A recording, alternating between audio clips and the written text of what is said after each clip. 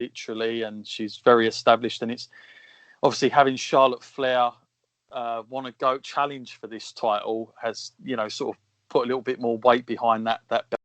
Well, who have you got for this, and how good of a match could this be potentially? I think it could be a show stealer for sure. Because you're not a fan of Charlotte, are you? Babe? No. I am a fan. I am a fan of Charlotte, but Mm-hmm. I reckon her winning does nothing for her. Whereas if them two put on like match of the night and Rhea Ripley goes over, it will make her for sure, and it will make NXT as well. Mm-hmm. It will make NXT as like the because NXT's on TV, isn't it? Mm-hmm, yeah. Yeah, so I reckon that will help, like, propel not only her but like NXT up there as like. Just thinking about this, it's made me change my prediction. So yeah, I flip-flop quite a lot. So I'm thinking there's no way they can have Charlotte win this. I don't think it will do anything for her, for NXT, for the belt. So I'm thinking if they have Becky retain, Rhea Ripley can just come in. She's still got the NXT title. She can come in on the main roster as well. She could just run riot. She could take, Becky's belt off of her. What? All eggs in one basket, I'm getting a feeling here. Yeah, I can see this being like, obviously, like we know like most of the matches are taped already, but I could see it being like a bit of a Vince is just gonna kind of call it, be like, you know what, if you do well in this match, you'll go over, kind of thing. I want to like feed it to the. Yeah, I could see them just going, hang on, no. I wouldn't be surprised if they've taped two different endings, Yeah, and just play whatever one he fancies. It will be Rhea. Because I think, I just think that would be a good, all over good. I mean, she's been pretty consistent at being this over and this badass for quite some time. Whereas like Becky, it's kind of fizzled out a little bit. Yeah.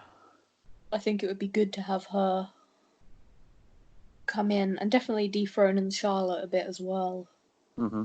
Go a little bit.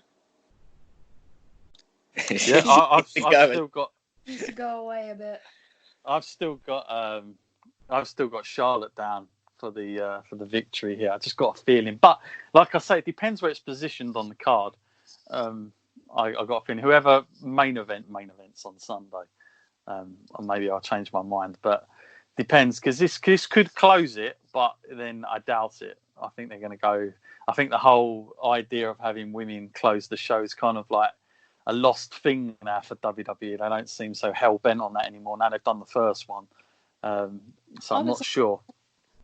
Last night that I think they could have cut all the men's matches and just had an all women's WrestleMania this year, because most of the women's matches are all better than a lot of the men's matches. We're gonna have another debate now, aren't we?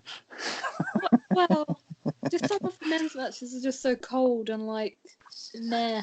Maybe they should have done Saturday night as the female night and Sunday as the guys. I don't know. They do showcase the women. Have their own ones. Yeah. Night and the feeling.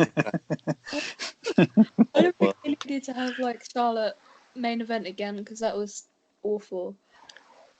You know what Vince McMahon, the line he always used to throw out to Jim Ross: strong, sexy, powerful. That's his go-to thing there. They could have taglined it and everything. That's what he wants to see. That's not just women though, is it? That's like all... Well, I don't know. I'm sure for Vince, who knows? But yeah, I mean, I don't know. Could be a whole. To be honest with you, these two matches might not even be the main event. It could be another match, but I'm just guessing at this point. Yeah. Versus is going to be the main The longest built storyline other than Drew Galloway's chase for the title. Mm-hmm. That's the longest storyline reaching its climax. You know damn well it'd be like a solid, decent match though. Oh, it's gonna be fine. It's gonna be an emotional roller coaster. Yeah, I think like out of all the matches, I've got Edge, Orton that I'm looking forward to. I'm looking forward to Rhea Ripley, Charlotte, and Brock and Drew probably the most. They're like the sort of top three. Because the others could be anything. And until I see the layout and everything, it's very hard to tell. Because this ain't like going into a normal circumstance here. This is totally different. So, it really does depend. The look and the vibe that they give me. But will Mandy Rose go on that date with Otis? Yeah. Oh, God, they'll probably do that. I heard a theory that it's all like to do with Sonya. And she's gonna like confess her feelings for Mandy. If they do that, no. I would riot. No, they need to leave that alone. She can be a lesbian without having to do a lesbian storyline. But I bet Vince is there like, do it. Yeah, he wants more. Okay, well, I think we've... Go on, mate, was there? Said he's always got that idea in the back of his mind, isn't he? Yeah, that's always going to be there. Someone who is shut him down quick. Triple H or something. No, Vince, we can't do it. But yeah. Okay, well, that's WrestleMania. Obviously, we've got loads of stuff going on this weekend with that. And not only that, you've also got Indie Mania as well. So Wrestle Talk are putting that on. So if you ain't got enough wrestling going on, you can also tune into that because that's on YouTube for free all weekend. So like wrestling fans, isolation, it's a perfect deal, really. It's... you got stuff to watch, yeah. You're not going to be bored. In all that. Now, I want to get over to you guys and focus a little bit about your stuff and your career a little bit here. Obviously, like you've both been wrestling for some time now. Just quickly, like from both of you, what is at the moment like the status of the UK scene? Like, I know, obviously, at the moment it's diabolical, but before all this pandemic happened. Otherwise, that'd be a really ridiculous question. But before all this happened, is this the most vibrant, the most active you've ever seen it in terms of the variety and the amount of promotions and also the quality, which is, for me, I would say that's the bar that's been raised the most. Like the actual professional look of an indie show in the UK has gone from sort of very terrible in some cases. When I used to turn up to a show in the early 2000s, you'd be lucky if a ring arrived, let alone fans. And it was a nightmare. You'd see people using crash mats and stuff instead, and it was just then you'd have guys that thought they were wrestlers that were never trained, trying to put on shows in the UK, and it was not a good time. But nowadays, obviously, totally around the completely the opposite. But as performers, what is it like for you guys? Because obviously you're working in it, you're you're on the road a little bit, and obviously you see a lot of the other talent. What is it like at the moment being in a UK wrestler? I definitely agree about the quality. Mm-hmm. Even just production value of shows has gone up loads, and like the availability of being able to see indie wrestling. So we've got like Turnbuckle, YouTube. Like more money is being put into platforms so we can discover these promotions and these wrestlers. I think that's something that's doing like absolute wonders for the UK at the minute. I'm enjoying the fact that there are more promotions around the UK now compared to like what it used to be, where like back in the day where there's only like, if you wanted like a reputable promotion, there'd probably be All Star, FWA, 1PW, which I have like a couple of DVDs of, like sitting on my cabinet there, and like a couple other promotions. Like it was like maybe like 8 to 9 from like UK, whereas like now, like coming good promotions all over the country, all up and down.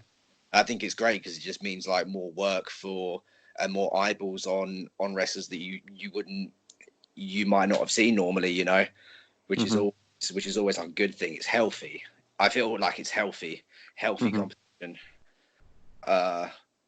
which is always great for wrestling, as opposed to just having like the one or two options, you know. Yeah, no, totally. And Alyssa, like for you, like working as a female talent, like because again, this is a thing. Like female talent in the UK, that wasn't a thing either for a long time. And you'd very seldomly, like you might get one female wrestler. I remember in the old FWA when I was working there, it was like all we had was oh god, I forgot her name. It's going to be terrible. I'm going to regret this. She ended up in WWE with Paul Burchill. What was her name? Oh, God, I'm going to have to find this out, aren't I? She'll kill me for this as well.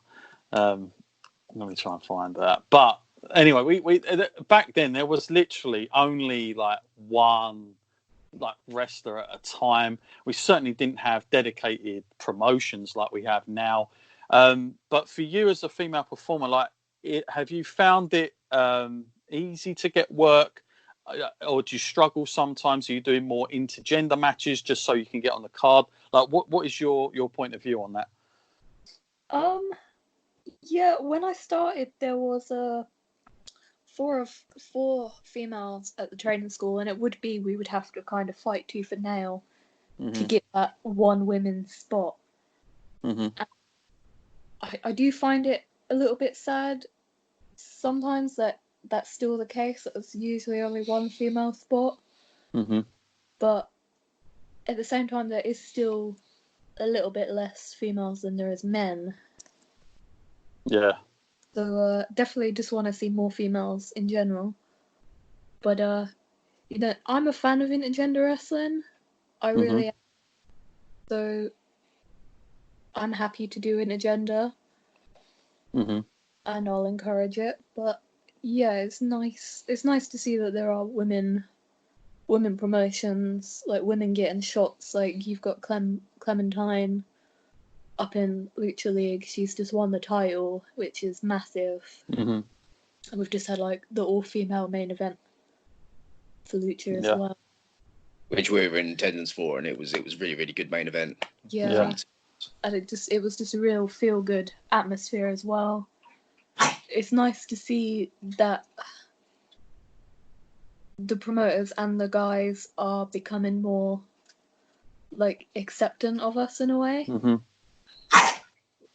Like we are still a bit of an anomaly. Sorry. Yeah, I guess it's that whole perception now, I guess, that's changed. And also, like, a women's match, like at some shows, used to just be eye candy, if I'm honest, and for that reason only. Whereas now there is a completely different perception. Like if you see a female match on a card, it's not going to be that. It's going to be like a proper match, proper feud, and, you know, taken as serious as everything else. So I think that's probably, for me, the biggest thing that's changed. And I think fans have been educated better now to want to see that more, as opposed to the other side of it. Yeah, it's definitely the attitude that's changed the most, which is the best thing. I mean, maybe the spots are still a little bit harder to find. I think it depends on, like, your level. Obviously, there's Eve and there's some other all-female promotions, which are awesome, but they're at quite a high level. But, so when I first started getting outside bookings, a thing I was told by a male promoter was that female wrestlers are either really good looking and can't wrestle, or really good wrestlers and ugly. And right. that was like, you know, that was like the mindset. And it's like, seriously? Yeah. Is this what we're going to have to deal with? But no, we've got guys.